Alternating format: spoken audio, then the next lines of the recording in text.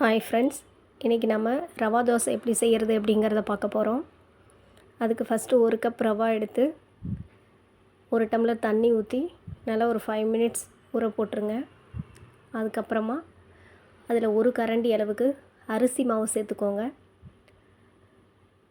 அடுத்ததாக 2 கரண்டி அளவுக்கு மைதா மாவு சேர்த்துக்கோங்க. அப்போ தான் நல்லாயிருக்கும் ரவா தோசை.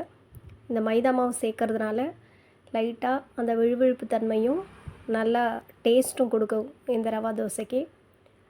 அதுக்கப்புறமா 2 கரண்டி நம்ம வீட்டில் வச்சுருக்கக்கூடிய இட்லி மாவு 2 கரண்டி சேர்த்துக்கோங்க.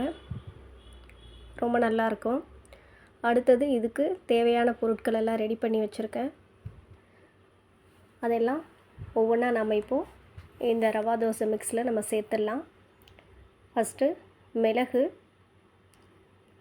வந்து ரொம்பவே நல்லது உடம்புக்கு. நல்லா மிளகு சேர்த்துக்கிறோம். அடுத்தது ஜீரகம். அடுத்ததாக பச்சை மிளகாய் துண்டு துண்டாக கட் பண்ணி வச்சுருக்கேன், அதையும் சேர்த்துக்கிறேன். அடுத்து இஞ்சி கொஞ்சமாக எடுத்து அதை துருவி வச்சுருக்கேன், அந்த இஞ்சியையும் போட்டுக்கலாம். அடுத்தது கருவேப்பிலை இருக்குது, அந்த கருவேப்பிலையும் சேர்த்துக்கலாம். இப்போது இந்த ரவா தோசைக்கு தேவையான அளவு உப்பு சேர்த்துக்கோங்க. உப்பு உங்களுக்கு எவ்வளோ தேவையோ அவ்வளோ நீங்கள் சேர்த்துக்கலாம். இதெல்லாம் சேர்த்து முடிச்சுட்டு ஒரு விஸ்கு வச்சு நல்லா கிண்டி கொடுத்துக்கோங்க. ஏன்னா அப்போ தான் வந்து கட்டிகளெல்லாம் இல்லாமல் இருக்கும். கட்டி இல்லாமல் இருந்தால் தான் அந்த தோசை ஊற்றும் போது ரொம்பவே சூப்பராக இருக்கும். இப்போ இது போல் நல்லா தண்ணியாக அந்த மாவு கரைச்சி வச்சுடுங்க. அதாவது நம்ம வீட்டில் தோசை பதத்துக்கு செய்கிறோம் இல்லையா, அந்த மாதிரி இருக்கக்கூடாது. நல்லாவே தண்ணியாக இருக்கலாம். தண்ணி எவ்வளோ வேணாலும் நீங்கள் இந்த மாவில் ஊற்றிக்கலாம். ஏன்னா தண்ணி ஊற்றினா தான் ரவா தோசை நல்லா மொறுமொறுன்னு நைஸாக வரும். அதுக்காக தான் தண்ணி ஊற்றிக்கிறது. இப்போ ஒரு பேன் வச்சுட்டு அதில் ஒரு 2 கரண்டி மாவு எடுத்து தோசை விட்டுக்கிட்டேன்.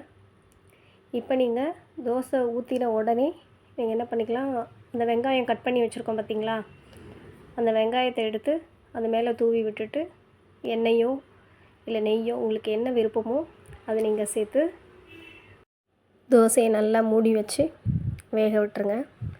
அதுக்கப்புறம் பார்த்திங்கன்னா நல்லா மொறுமொறுன்னு ரவா தோசை ரெடி ஆகிடும். இதுக்கு காம்பினேஷனாக நான் இப்போது தேங்காய் சட்னி வச்சுருக்கேன். உங்களுக்கு என்ன சட்னி தேவையோ அதை நீங்கள் சேர்த்துக்கலாம். தேங்காய் சட்னி ரொம்பவே சூப்பராக இருக்கும் இந்த தோசைக்கு. இது போல் நீங்களும் உங்கள் வீட்டில் ட்ரை பண்ணி பாருங்கள்.